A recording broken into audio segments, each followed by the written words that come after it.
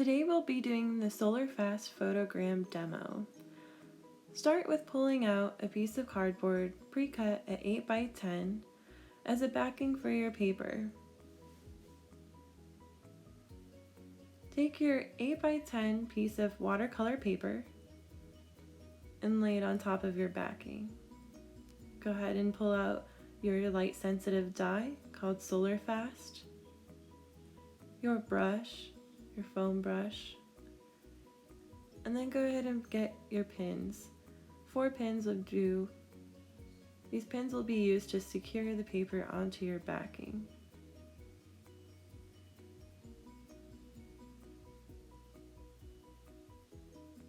You'll need gloves. There should be some in your supply box as well. These gloves will be used to protect your hands from the dye so they don't get discolored or get any exposure to chemicals. To start, we're going to start securing your piece of paper to the backing. Go ahead and do it on the farthest corner possible.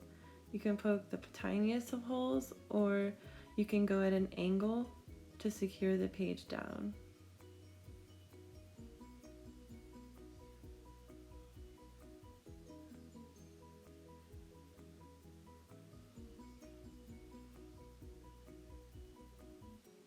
Again, this backing can be cut out of any kind of piece of cardboard, from a box.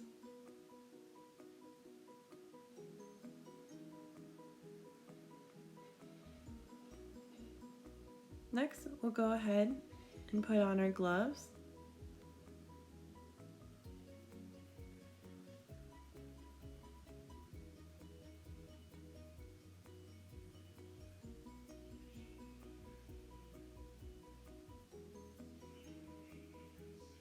We'll take our foam brush and our dye, and some people like to apply the dye directly to the foam brush and then apply in their paper.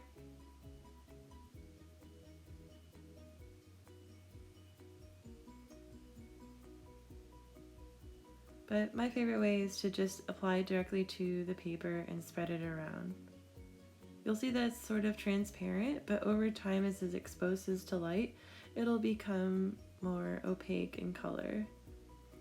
And you can think of using either tape, masking tape to secure straight edges, but for now I'm just making sort of a brushed edge.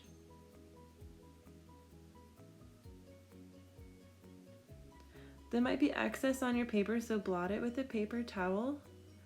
And then take your random objects that you found and start making a composition.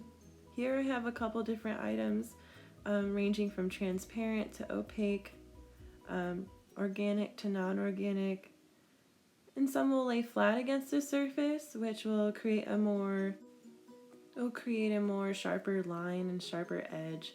The objects farther away will create a softer edge, as you'll see later. Once I have my composition, I'm going to take this whole thing outside under direct light. The most sunlight it has, the better of a result you'll get. The colors will be brighter, the lines will be crisper. So if it's a sunny day, it'll be better. You want to have it sitting for 10 to 20 minutes. During this time, you can fill a bucket of water. This can range from Tupperware, a bowl, plates, whatever you think. And then we're going to use dish soap. This dish soap, you want to spread around in the water. You want about 2 tablespoons, depending on what size of container. I'm going to take these objects off. As you'll see, there's some dimension already on the paper. And what the wash is going to do when we wash the paper, it's going to settle the rest of the light sensitive dye so it doesn't keep exposing. We're going to take our print into our bath, lay it in the water. We're going to agitate it a little bit so that those dye chemicals can mix with the soap. And you just want to agitate this for about 5 minutes. You really want that soap to get in there to stop the dye from exposing more. Solarfast also makes a wash of their own that is more recommended for more fabric material, but for now this will work for paper. Alright, once we've washed our print, we'll go ahead and take it under a sink. Once we have it in the sink, we'll want the water to be about a warm temperature, above lukewarm. And we'll want to run it underneath the water for about 5 to 8 minutes. We want to make sure that we're getting all that dye and now all the soap off of our print.